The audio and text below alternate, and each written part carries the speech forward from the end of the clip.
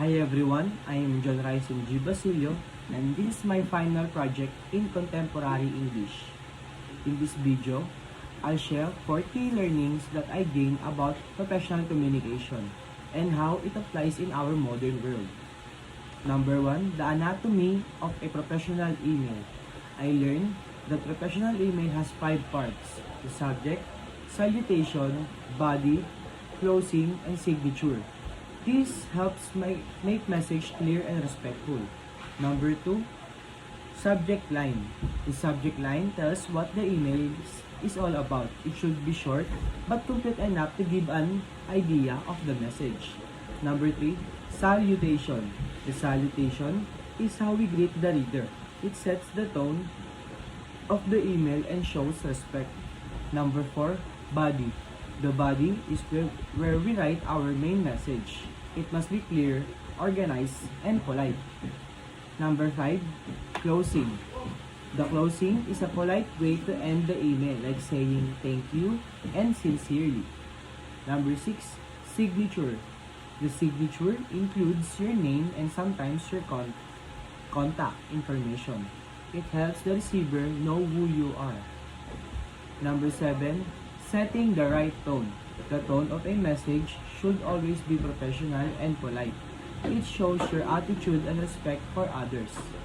Number 8, key principles of crafting a message. When making a message, it is important to be clear, polite, and direct.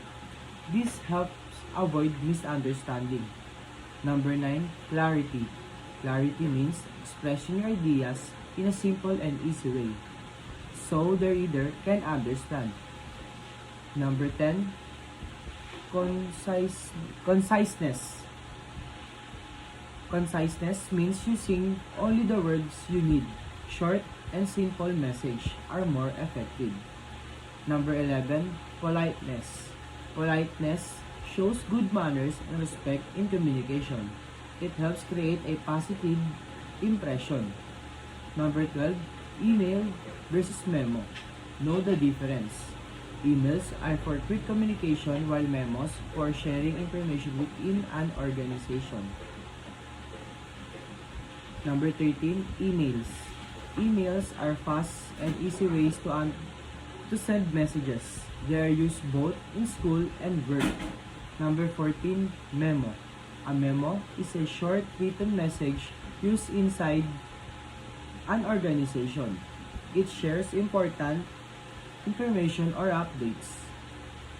Number 15, primary use of memos. Memos are used to inform, instruct, or remind workers about something. They help keep communication organized. Number 16, the standard memo structure. A memo has 4 parts: head block, introduction, body, and conclusion or action. These keep the message complete. Number 17, head block. The head block includes who the memo is for, who wrote for it, the date, and the subject.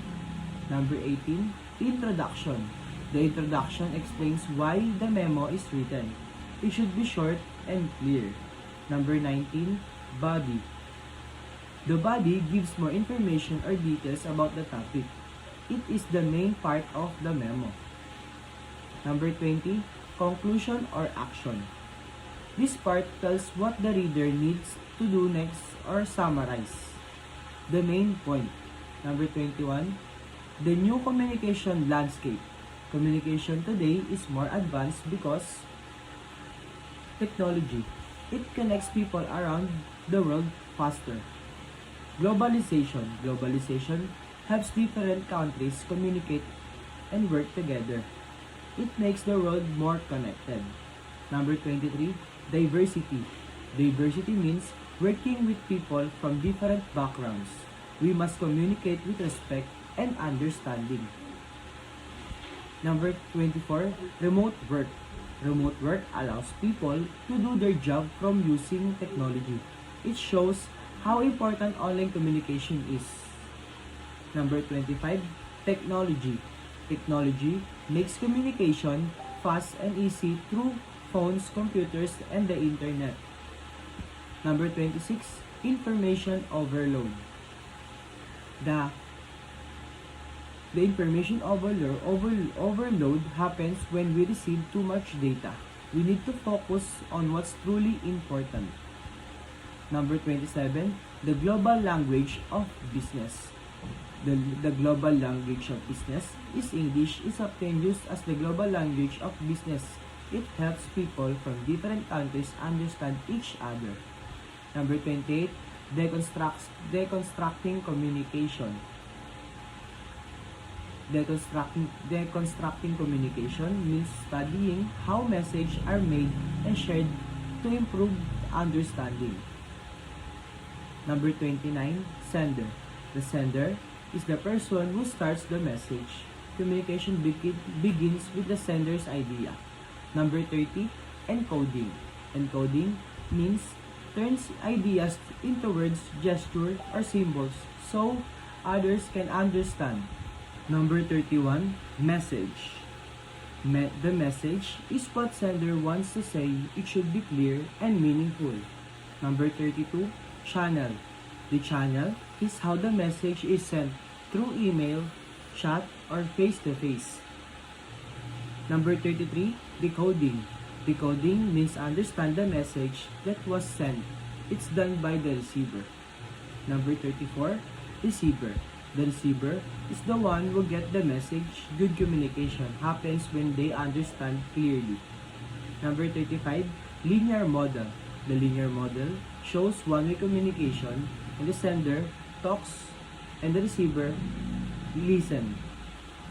Number 26, interactive model.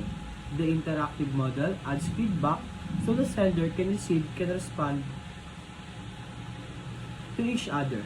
Number 37, transactional model. The transactional model shows communication happening both ways at the same time. Number 38, a tale of two worlds, internal versus external. Internal communication happens inside an organization, while external is with people outside like customers or partners. Number 39, finance, management, marketing, human resources. These departments all rely on communication to plan, decide, and work together effectively.